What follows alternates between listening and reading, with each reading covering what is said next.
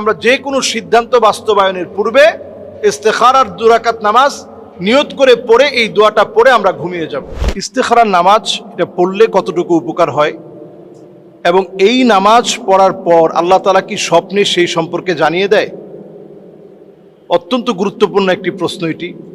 আমরা অনেকেই জানি না যে আল্লাহর কাছ থেকে সিদ্ধান্ত কিভাবে নিতে হয়। আপনি ব্যবসা বাণিজ্য করবেন, অথবা আপনি একটা শেয়ার কিনবেন, একটা ফ্ল্যাট কিনবেন, একটা জায়গা কিনবেন, কোনো ব্যবসায় আপনি কারো সঙ্গে হয়তো আপনি শেয়ারে ব্যবসা বাণিজ্য করবেন। এক্ষেত্রে ইস্তেখারাস সালাত, অথবা আপনি যে কোনো একটা ডিপার্টমেন্টে ভর্তি হতে চাচ্ছেন যে এই ডিপার্টমেন্টে আমি ভর্তি হব, এই ফ্যাকাল্টি নিব না এই ফ্যাকাল্টি নিব। প্রত্যেকটা ক্ষেত্রে আপনার পড়াশোনা, আপনার ব্যবসা বাণিজ্য, আয় ইনকাম, অথবা বিবাহ শাদী করার জন্য আপনি প্ল্যান করেছেন যে এই মেয়েকে আমি বিবাহ শাদী করবো কিনা, এই সমস্ত ক্ষেত্রে ইস্তেখারার সলাতুল ইস্তেখারা অত্যন্ত গুরুত্বপূর্ণ, যেটি আল্লাহ রাব্বুল আলামিন নিজে আপনাকে একটা সিদ্ধান্ত জানিয়ে দিবেন। এবং নবী করিম সাল্লাল্লাহু আলাইহি ওয়াসাল্লাম সাহাবায়ে কেরামদেরকে এই নামাজটা শিখিয়েছেন। সাহাবায়ে কেরাম সারাটা জীবন ধরে যে কোনো সিদ্ধান্তে ইস্তেখারার নামাজ পড়ে আল্লাহর কাছ থেকে সিদ্ধান্ত চেয়ে নিতেন। আমরা রাত্রে ঘুমাবার আগে এশার নামাজ পড়লেন, সুন্নাহ পড়লেন, বেতের পড়লেন, পারলে তাহাজ্জুদ পড়লেন, এরপরে আপনি 2 রাকাত নামাজ আপনি পড়বেন। নামাজ পড়ার পর আপনার কাজ হচ্ছে, ছোট্ট একটা দোয়া আছে, আল্লাহুম্মা ইন্নী আস্তাখিরুকা বিইলমিক, এরপর ওয়া আস্তাকদিরুকা বিকুদরাতিক। আল্লাহর কাছে এই দোয়াটা পড়ে আল্লাহর কাছে দোয়া করবেন। ওয়া আসআলুকা মিন ফাদলিকাল আযীম ফাইন্নাকা তাকদিরু ওয়ালা আকদির ওয়া তা'লামু ওয়ালা আ'লাম ওয়া আনতা আল্লামুল গুয়ুব। এই দোয়াটা আপনি পড়বেন, আল্লাহুম্মা ইন কুনতা তা'লাম আন্না হাযাল আমর, আল্লাহ আপনি যদি জানেন যে এই বিষয়টা আমার জন্য কল্যাণকর হয়, খায়রান লি ফি দীনি ওয়া মাআশি ওয়া আকিবাতি আমরি, আল্লাহ আমার দুনিয়ার জন্য, দিনের জন্য, আমার জীবন যাপনের জন্য যদি এই কাজটা আমার জন্য কল্যাণকর হয়, তাহলে ফাকদুরহু লি ওয়া ইয়াসসিরহু লি, আল্লাহ এই পথটা আপনি আমার জন্য সহজ করে দেন। কোনটা আল্লাহ সঠিক হবে এই বিষয়টা আল্লাহ আপনি আমাকে জানিয়ে দেন। সুম্মা বারিক লি ফি, এরপরে এই বিষয়টার উপরে আল্লাহ আপনি আমাকে বরকত দিয়ে দেন। ওয়া ইন কুনতা তা'লাম আন্না হাযাল আমর শাররান লি, আল্লাহ আপনি যদি জানেন যে এই কাজটা আমার জন্য উচিত না, আমার জন্য অমঙ্গল হবে, ক্ষতি হবে, ফি দীনি ওয়া মাআশাতি ওয়া আকিবাতি আমরি ওয়া মাআশি ওয়া আকিবাতি আমরি, আল্লাহ আমার জীবন যাপনে, আমার চলার মধ্যে এই কাজটার মধ্যে যদি আমি অংশগ্রহণ করি, এই ব্যবসায় যদি আমি হাত দেই, এই কাজটা করতে গেলে যদি আল্লাহ বিপদ হয়, তাহলে ফাসরিফহু আন্নি, আল্লাহ এটা থেকে আল্লাহ আপনি আমাকে দূরে সরায় আনেন। ওয়াসরিফনি আনহু, আল্লাহ এটা থেকে আল্লাহ আপনি আমাকে দূরে সরিয়ে এনে আমি নিজেও যেন এটা থেকে দূরে সরে আসতে পারি, আল্লাহ আমাকে তৌফিক দান করেন। ওয়াকদুর লিল খায়রা হাইসু কানা সুম্মা আরদিনি বিহি, আল্লাহ এরপরে আল্লাহ এই কাজের উপরে আল্লাহ আপনি সন্তুষ্ট হয়ে যান। আমরা এই দোয়াটা পড়ে যখন এই কাজের মধ্যে হাত দিব, আপনি স্বপ্নেও দেখতে পারেন।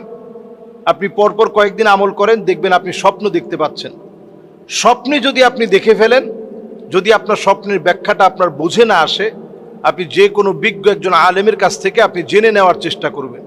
যদি আপনি দেখেন যে না, আসলে আমি নিজেই স্বপ্ন যা দেখেছি আমার কাছে ব্যাখ্যাটা এমন মনে হচ্ছে, আমি যা নিয়ে কল্পনা করেছিলাম এমনটা আমি দেখেছি, তাহলে তো আলহামদুলিল্লাহ আপনি সমাধান পেয়ে গেলেন।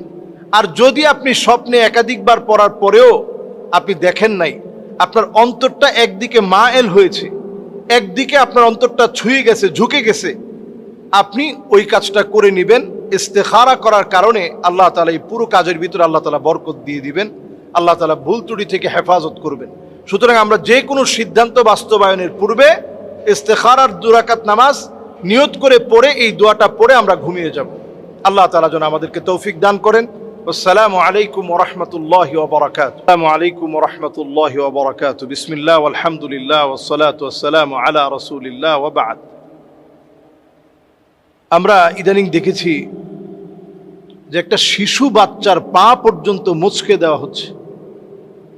যদিও ইস্যুটা পারিবারিকভাবে বলতেছে যে ভুল বুঝাবুঝি হয়েছিল, আচ্ছা ঠিক আছে, অসুবিধা নেই, কিন্তু এই ঘটনাটি আমরা দেখার পর সোশ্যাল মিডিয়াতে এতটাই ভাইরাল হয়েছে এবং আমাদের প্রত্যেকের দিলের ভিতরে দাগ কাটছে, প্রত্যেকটা মানুষের দিলের ভিতরে দাগ কেটেছে। একটা নিষ্পাপ বেহেশতি মাসুম বাচ্চা, যার কোনো অপরাধের অধ্যায় এখনো শুরুই হয় নাই, যেই বাচ্চা মনের ভাব প্রকাশ করতে পারে না, কথা বলতে পারে না, এমন একটা বাচ্চার পা মুচকে দেওয়া।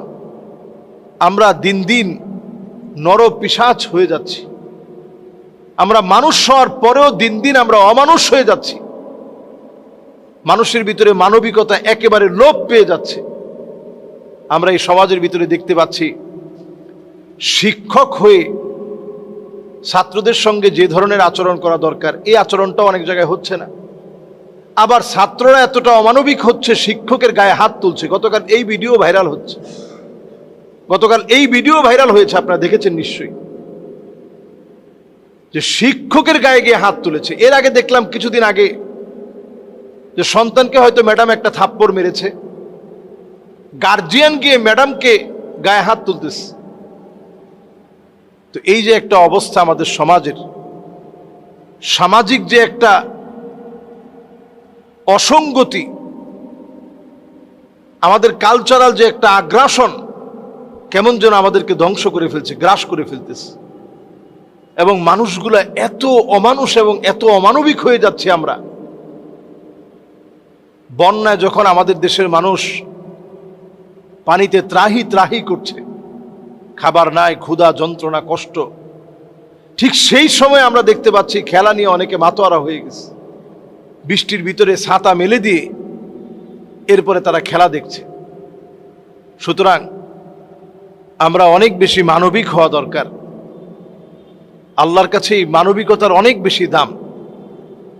আপনি আরেকজনের সন্তানের পাটা ভাঙার আগে আপনি একটু চিন্তা করেন, একটা মাসুম বাচ্চার পায়ের মধ্যে আপনি হাত দিয়েছেন। ইন্না মিন আবাররিল বির আইয়ুদখিলা সুরুর ফি কলবি আহাদিকুম।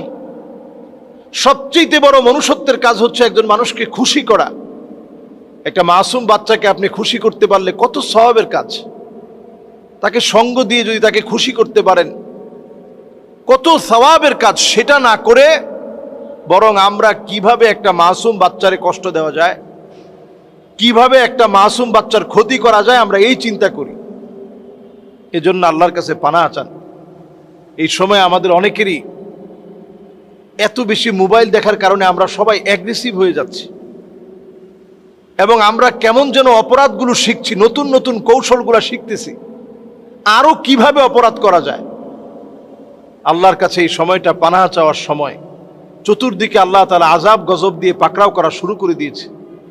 এই সময় আল্লাহর দিকে আসেন, এবং যেই শিশুর সঙ্গে এমন অমানবিক আচরণ করা হয়েছে, আমরা তার পক্ষ হয়ে বলতে চাই, এই জাতীয় ঘটনা যেন আর না ঘটে।